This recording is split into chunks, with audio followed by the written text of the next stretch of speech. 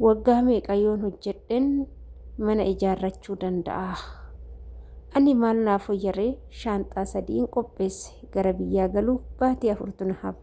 Egaa shamarra harka fuunee kabajamtootaa fi daawwattoota hordoftoota keenya nageenyi koo kan jaalalaa fi kabajaa bakkaa fi lafa jirtan isiniif haa baay'atu.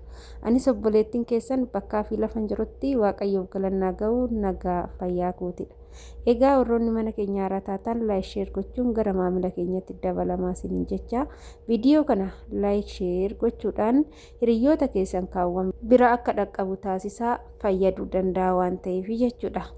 Egaa gaafii obboleewwan kiyya na gaafatan hedduu keessanitti gaafii kan ta'ee fi biyya Arabaa hojjedhee waggaa meeqatti milkaa'ee gara biyya kootii gala kan jedhudha.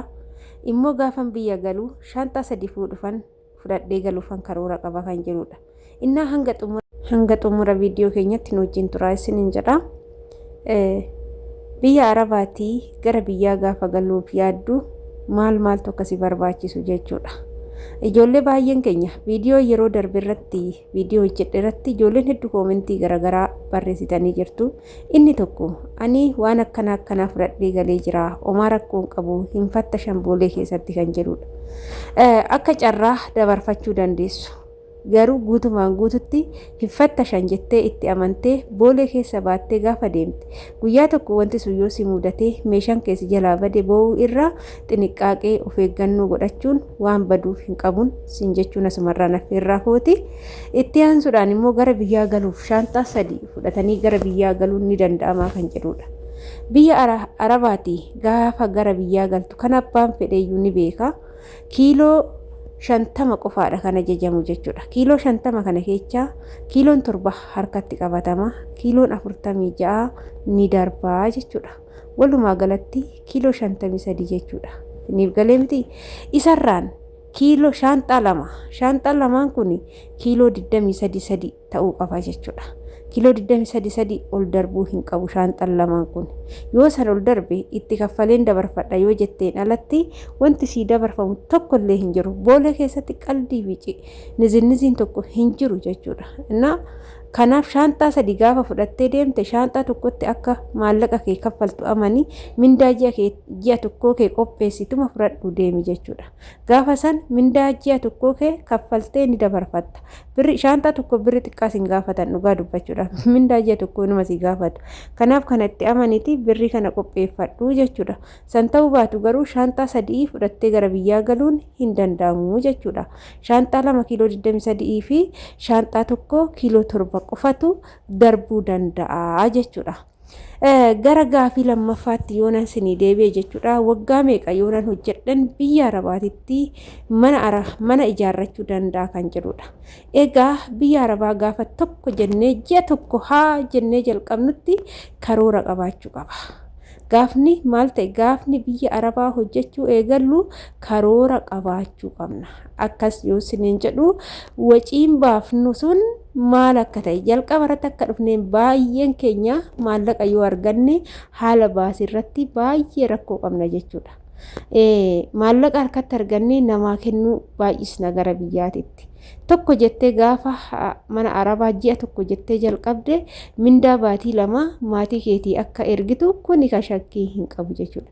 Kanarraa kan hafe maallaqa kee waggaa tokkorraa kan ji'a 10 harkatti yoo qabatte walumaa galatti lafa bitachuu ni dandeecha yoo maallaqa takka keessaa baasuu baatte jechuudha.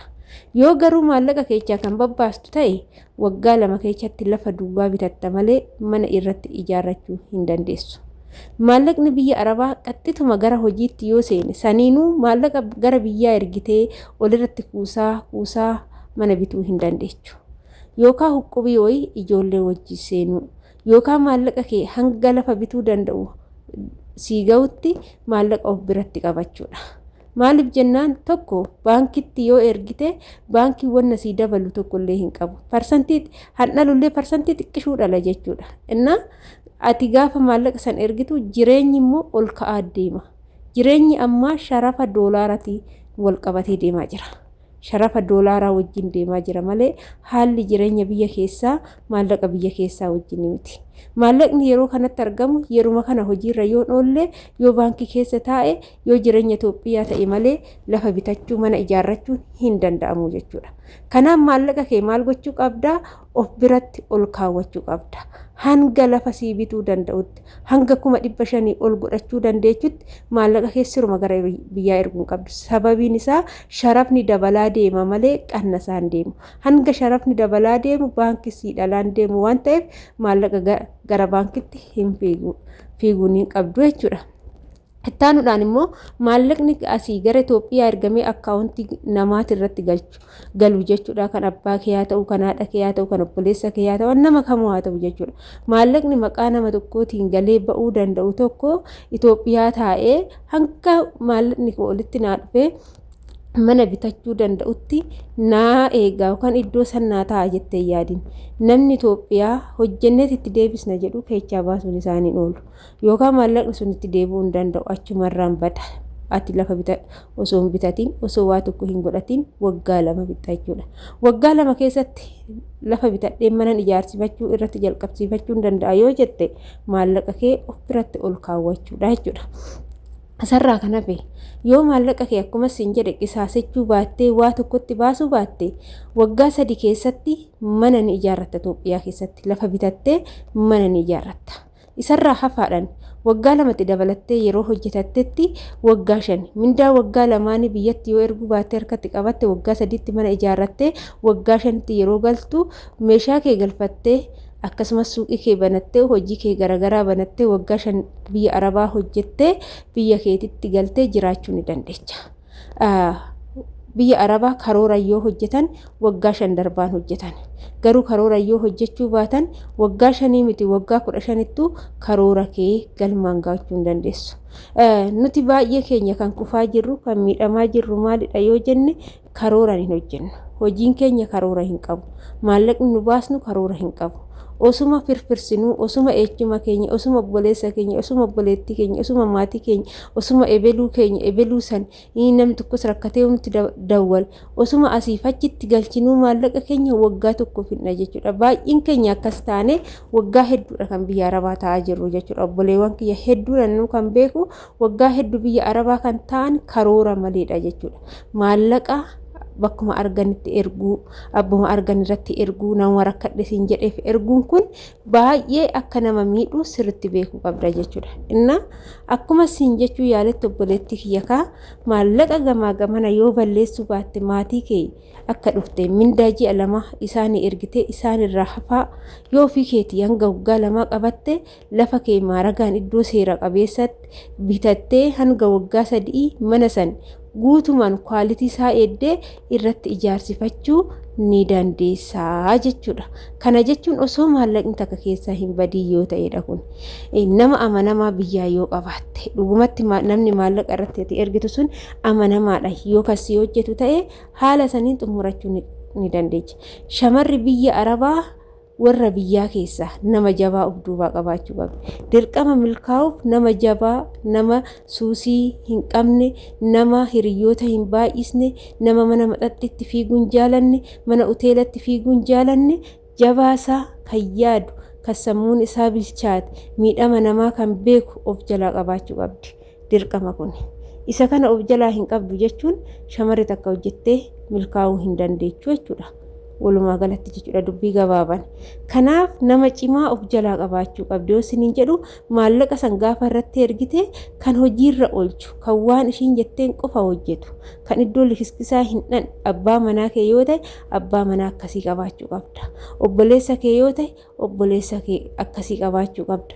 Kanarraa kan hafe garuu namni biraa haala kanaan iddoo isaa akka ofiititti nama hojjeta jechuun amanuun hin danda'amu.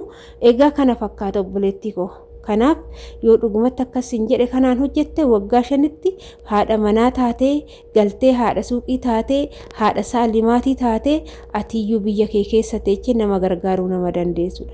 Gaafa maal goote gaafa maallaqa osoo hin qisaasachiin hojjette qofaadha kun biyya arabaa teechee.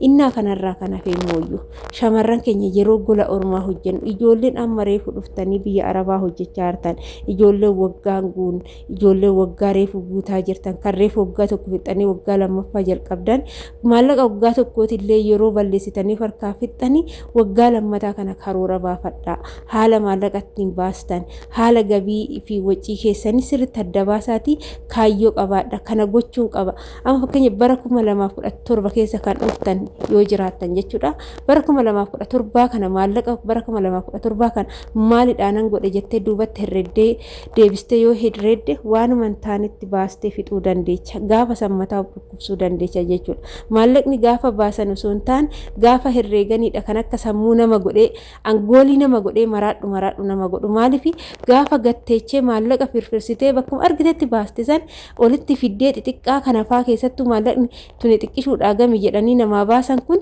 gaafa gattaa'anii herreeganii walitti fidan dhugaan siniin jedha sammuu nama tuqa jechuudha. Innaa isa san akka aariititti herreedanii akka aariititti aartanii boba'uu osoo hin taane akka barumsatti irraa barattanii bara 2018 kana karoora baaftanii maallaqa baranaan nama takkaa kennuu hin qabu jettanii kaayyoo keechan waa yaaddasanii dirqama godhachuu qabdu jechuudha. Maaliif jennaan shamarri biyya arabaa hanga biyya ormaa jirtu hanga maallaqa qabdu hanga fayyaa qabdu malee gaafa biyya ormaa kanaa galte fira hin qabdu nama hin qabdu gaafa rakkatte hunduu sitti kolfa biyya arabaatti duriyyee irratti ergaa baatee akkas gochaa baatee siin jedhee hunduu quba sitti qaba malee hin rakkatte jedhee namni si mararfifachuu hin jiru waan ta'eef adaraa keechan of eeggannoo godhadhaa jechuun asumarraan affeerraa kooti.